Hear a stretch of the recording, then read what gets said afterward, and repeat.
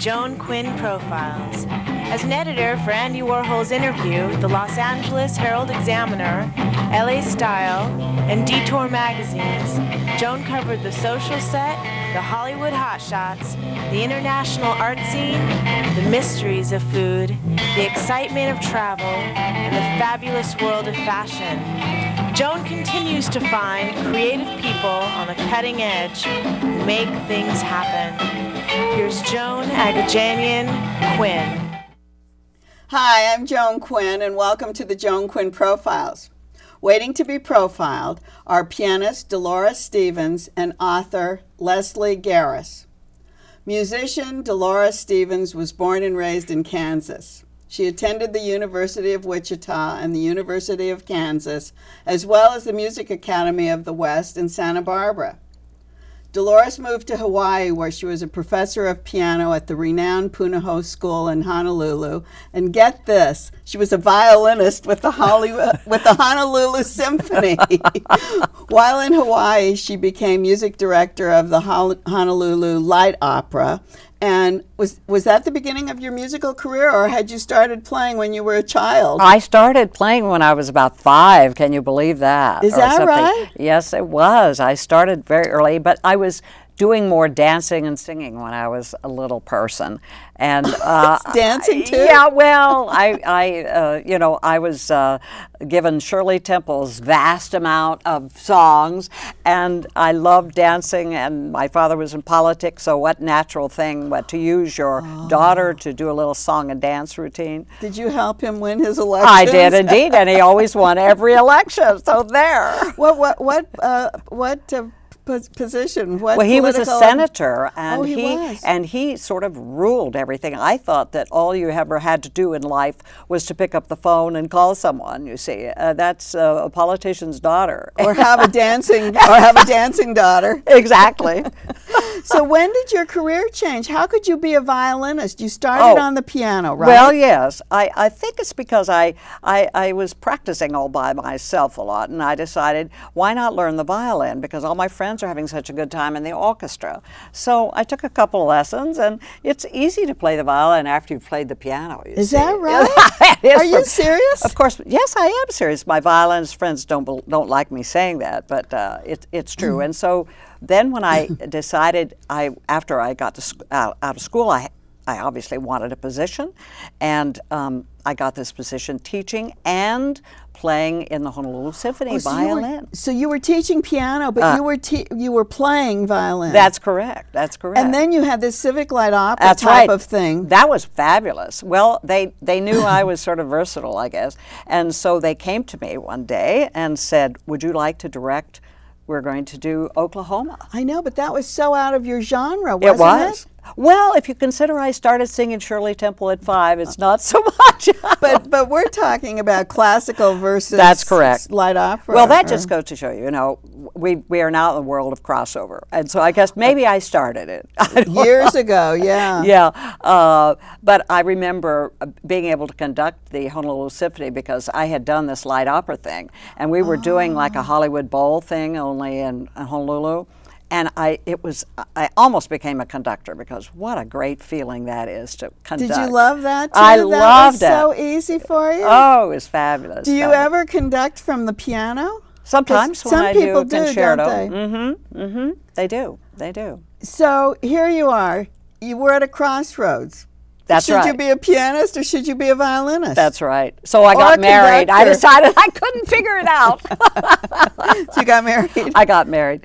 And I came to Los Angeles, which I never thought I would, because I thought, when I first came here, I said, my God, we're coming to a cultural desert. But it wasn't. It was fabulous. But we would think that Kansas would be a cultural desert. Yes. And you said that there was so much music going on there. That's correct. And then I found out there was so much music going on here. So that was good. So that was very good. That was very good. So when you travel to play, you play as a pianist. I mean, is your soul? Yes. My violin I decided my violin has been put to rest. Oh, so you don't play that I don't play anymore. So you're typically or solely a pianist. That's it. You are an artistic director, I am though, that. of two different chamber orchestras, one That's in Martha's right. Vineyard and one in Pacific Palisades. Yes. But when you travel, you can't take your piano with you. No, I know, and that's a terrible thing. So I have on the, I sometimes would take my technician with me, though. That's very good. You What know, is that? Well, that's the person that actually works on the piano and makes it, gets it to work the way you want it to work. Really? Yes, and that is as valuable as the piano, actually. Well, how do they do that? Do they Well, loosen it's a skill, and but does it have to do pedals or it has not so much keyboard? to, yeah, the keyboard, the hammers, the weight of the keys, you know. They and, can do all that? Yes, they can. Yes, they can. That's fantastic. So that But makes you sound better. it does Yeah, make you, and not only it sounds better because it's easier to play. So that's therefore you play better. Oh, isn't and it? it's marvelous. And so I have pianos on the East Coast, and I have my piano here, and then when I also have where we do the chamber music Palisades, I have this fantastic James Bryans who lets me use his piano, and it's a fabulous. Do you move it there? Mm-hmm. Where is the chamber orchestra in the Palisades? Well, it's at St. Matthew's. We have it, and it's. I just have this little brochure I'll hold That's up, right. but you can tell me and about it. and we do this fantastic series of concerts there. We've been doing this 11 years At St. Matthew's. At St. Matthew's. So is it in the actually in the church? It's actually in this beautiful Charles Moore designed church, which is elegant and fantastic. And so, you know, it's and you use, and they bring your piano there. They do. It's actually it's Jim's piano, but but they bring it for you there. That's right. And then what about the one in Martha's Vineyard? Where do you play there? I play. Well, we own a piano there. The Martha's Vineyard Chamber Music Society owns the piano. So so you're used to playing that? I'm used to playing that. But when I toured in Europe, you know, it's amazing. The pianos are quite wonderful wherever we went. So how do you? Is it something that you look forward to play someone else's piano? Or Oh yes, I think it is sometimes. You know, especially organized concerts, because they take very good care of their pianos. And then you get to rehearse on it, so you get That's used right. to it, right? That's right. And I got to the point when I was doing touring that I would go in and do a couple of fingers and I knew what the piano was like. So I didn't have to really play so much. So do these great pianists who play with symphony orchestras take technicians with them? Sometimes, but they also make sure that they get the piano they want. How do they do that? Well, they go and actually they have a series of pianos that they have a choice of. And they know, I mean, do they have to come and look at it, or can Well, they call it in? No, they have to come and try it. But if, for instance, if you play in with the you know, the Los Angeles Philharmonic, yes. they have several pianos there, and you just, if you've played there several times, you know which one you want. Oh, I see. So you had some great stories about pianists and taking different things with them. Besides their technician, I didn't know that. Yes. It's quite fun. But you know, the biggest thing is being able to play with all these different musicians, because your piano may stay the same or be slightly different, but all the musicians have their own style, and it's marvelous fun to play with chamber music with people. What does a co-artistic director do? Okay, that's a very good question, because I'm very fortunate to have my friend Susan Greenberg is my co-director here in the Palisades, and we really have a very close-knit relationship, and we choose both the artists and the repertoire for our series, keeping in mind what people want and all that sort of thing. And is there a difference between your audiences, your East Coast audience and your West Coast audience? Yes, there is. There is a difference. But on the Vineyard, I do it myself. I don't have a co-director there now. Oh, I see. But it's challenging. And do you have a pool of musicians? I do. Do you pick for Thank each goodness, time? Thank goodness I have a pool, because last summer we had a fantastic program. A tenor from London was coming. We were going to do Britten songs and et cetera, et cetera. And one of the violinists from the Met Orchestra sat well, anyway, it's hard to talk about, but he cut the end of his finger off, and a violinist. Yes, 2 days before the concert. So that's where your Rolodex of musicians comes in handy. So we called a fine player from the West Coast, and he came out and took his place. From the West Coast. I was going to say Boston Symphony, because you have all those players there. Yes, but they're out in Tanglewood, you see. So they're working. They're working. And so there are all kinds of extenuating. And of course, Martha's Vineyard is an island. It's a little hard to get to. That's really interesting. I would think you'd always try to pull from the East Coast or from whatever's closest to where you are. Well, you would, but you know there are sensitivities of people that like to play together, and you know that so-and-so likes this person better than this person. Is that right? Yeah. And what's the difference in the chamber size? And well, a chamber group it rarely gets bigger than 8. Oh, is that right? Mm-hmm. Oh, so you do have to take into consideration personalities. You bet. Oh, not only personality, see. but the style of playing and all of that. And so when we have in the Palisades here, we have these people we know work together, and it's a beautiful experience. You talk about playing in Europe, and you've played all over. And you've had audiences as an artistic director to think about your audiences. Do you think a European audience is more knowledgeable than a U.S. audience? Well, you know, that often, I thought going to Europe was going to be heavenly, and in many cases it is. But you see, it's really centered very much in the cities, in the major cities, in London and in Berlin and Paris.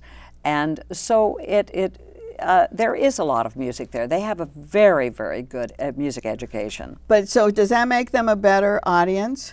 Well, I suppose it does make them quite astute. And, I wonder, compared to our audiences. Yes, perhaps it does give them more experience. One of the things that I was thinking about is you studied with a Bach expert, yes, right? That's correct. But is that like your forte?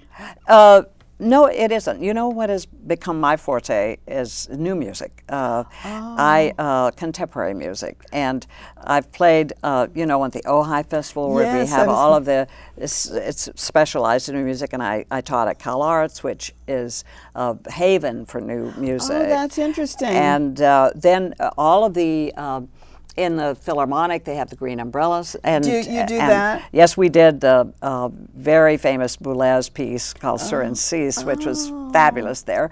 And I've had a lot of pieces written for me, and we're just having one coming out at Christmas by William Kraft, which is for piano, violin, and multiple percussion. Bill Kraft, was he the conductor? He was a conductor, but he's the composer also. He's a composer and a conductor. So what are the names of some of these new music composers? Oh, the composer, well, besides William Kraft and Henri Lazaroff, we commissioned on our the Palisades.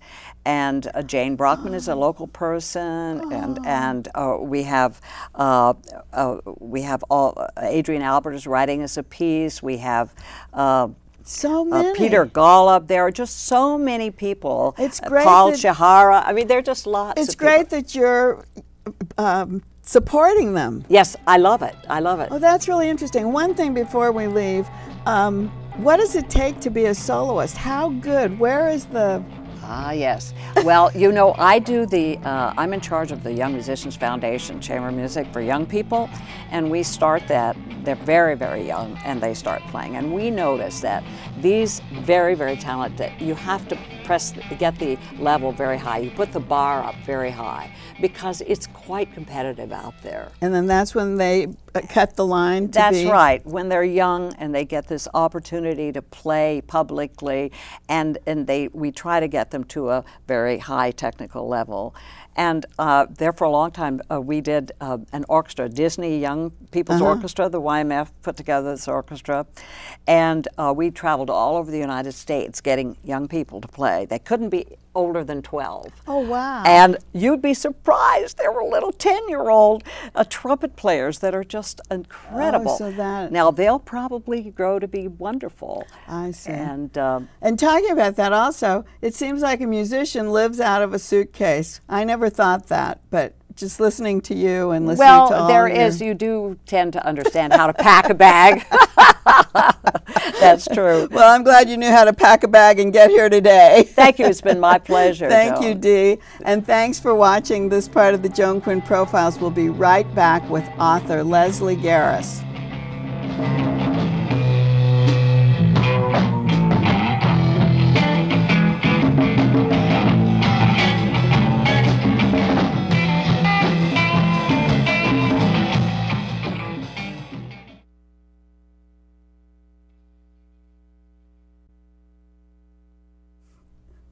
Hi, welcome back. I'm Joan Quinn, and this is the Joan Quinn Profiles. Our guest, author Leslie Garis, was born and raised on the East Coast. She's in LA from New York City to talk about her book, House of Happy Endings, and she is with us. Yes, I am. Very Hi, happily Leslie. so. Welcome. Thank you. What schools did you go to, and where were you born and raised? Oh, well, these are simple questions so far. I was raised in Amherst, Massachusetts. That's what I thought. I'm a Massachusetts girl. I went to Smith College Day School. I went to... Oh, it was right there Yeah, it for was you, right wasn't there. it? And then I went to Vassar. Ah. And then after I graduated, I went to Paris and worked for the New York Times. And then I came back to New York and worked in publishing. Then that's when you started writing Yes, articles about soon certain after. interesting people, literary Yeah. subjects like Joan Didion and Susan Sontag. Right. And who right. else? Harold Pinter. John Fowles, Harold Pinter. How did you get started doing those? Well, I had been writing book reviews, and for the New York Times? Well, no, for the Washington Post. I see. And So we're calling you a journalist. well, at we that are. Point. We can. At that point, I see. You know, and then I worked for Ms. magazine in the early years, and then I wanted to start writing interviews instead of doing profiles. And my first break was my agent. I had an idea of writing a piece about François Sagan, and I pitched it to the New York Times Magazine, and so they sent me to Paris, and I did that, and that was the beginning. And then I started writing lots. But were those for them. book length? Those were Novella 6,000 length? word pieces. That's pretty long. What do They we were call, long, like long. novella? No, I would say quite? it's like a long essay. A novella is 60,000 words. These are Oh, is it? 6,000 Oh, words. 6,000. Oh, Yeah. that's the big difference. Yeah. And those were published in the New York Times. In the New York Times Magazine. Yeah. I see. Yeah. So then when did you decide that you should write a book? Or have you written other Well, books? I had written 2 books that I finished but I didn't like and never sent out. But this were they? What were story, they? were novels. Oh, they were novels.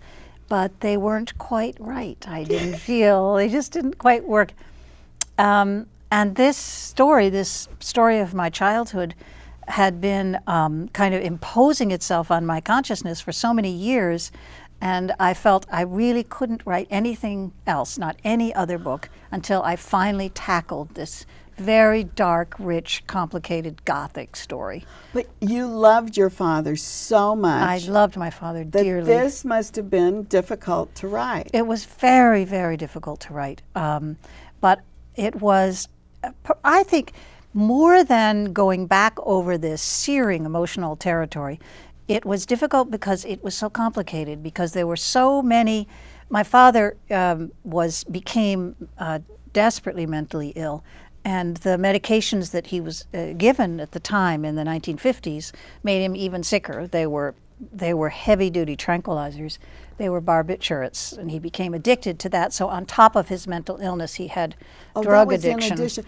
So what you were living in Amherst. You were living in this fabulous house. We were living in this fabulous house, and the thing that makes this story a little bit different from most is that my father's parents, both of who they both lived with us, had written some of the classic mythic American children's stories. I want to go through that because you living in the Dell.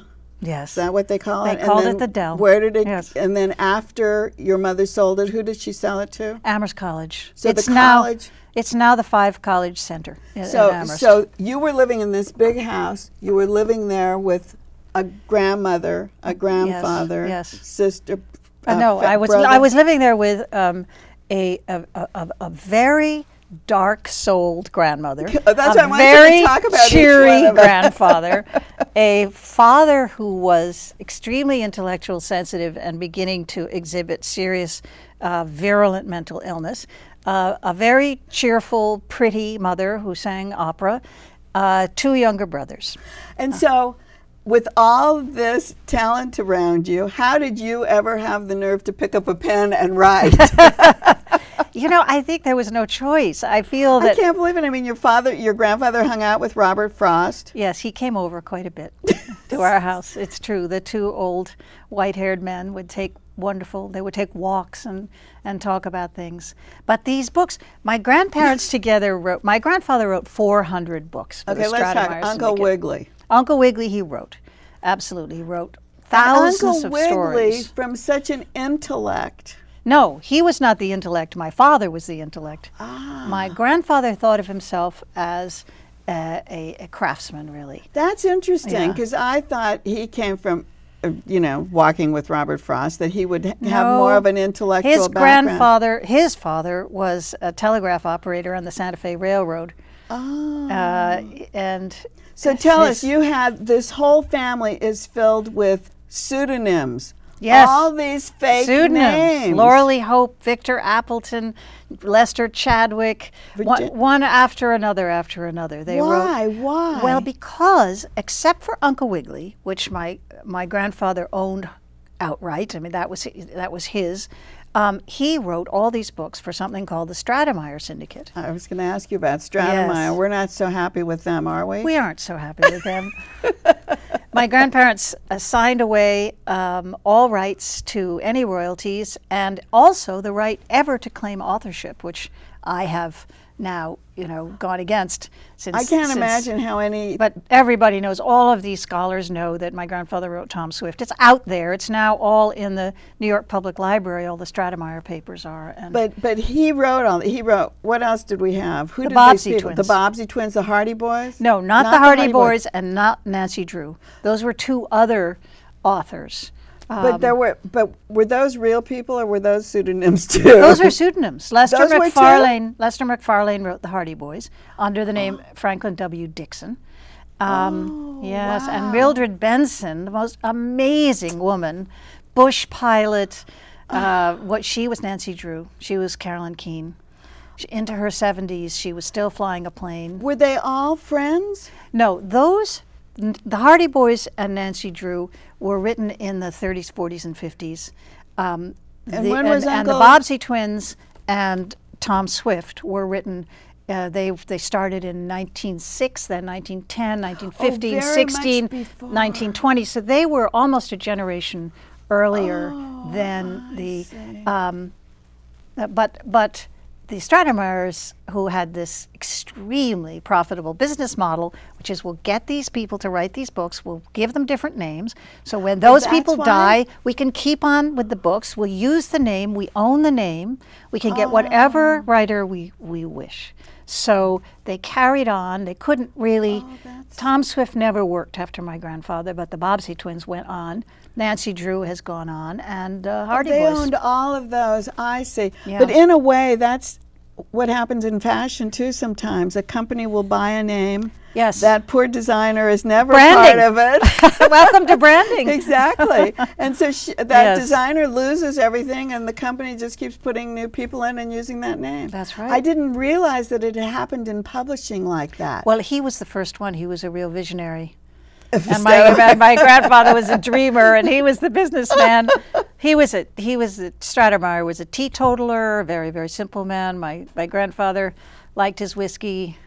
But he was a sweet, wonderful dreamer who really was happy writing these hundreds and hundreds of adventures. The book is so great. I love it so much. Thanks. And reading it, I kept going like, how can she talk about that? Because she loves her family so much, and she has to talk about mental illness. How'd you even research the medical data? Well, I got a court order, because you can now, to make Riggs, Austin Riggs, which is in Stockbridge, and McLean Hospital, which is in Bedford, Massachusetts, to have them open their files to me. So I read everything I read all the notes. That's where you got all the information on drugs. All of the information on drugs. Also, a lot of history. But your mother had to step up and be really strong. She did. She's really a hero. Did she help you with the book? She didn't help me with the book. Was she against it? She gave me her blessing. It was almost like going to somebody and asking for somebody's hand. Mom, I want to write this book. Is it okay? And she thought about it and she said, look, it's your story too. I don't want you to do it. I don't like it, but you have my blessing. You're a writer. This is your material. But she had to go. Been so strong. So when you look back so on it strong. now, don't you? Yes. I mean, and she also gave me wonderful interviews. She allowed herself to be interviewed about some of the toughest stuff. Because that's what would really be difficult. Yeah. You're married to a playwright. I am. And do your two careers? They, I must say, if you're not a playwright and you're married to a playwright, there's no way that anything you do is going to bleed into a playwright's life. It's so specialized. It's so much fun living with a playwright. Tell us what he's done. Well, he wrote the book for the musical Nine, which is now being made into a movie. Arthur Kopit, right? Arthur Kopit, yeah. Kopit? Arthur Kopit.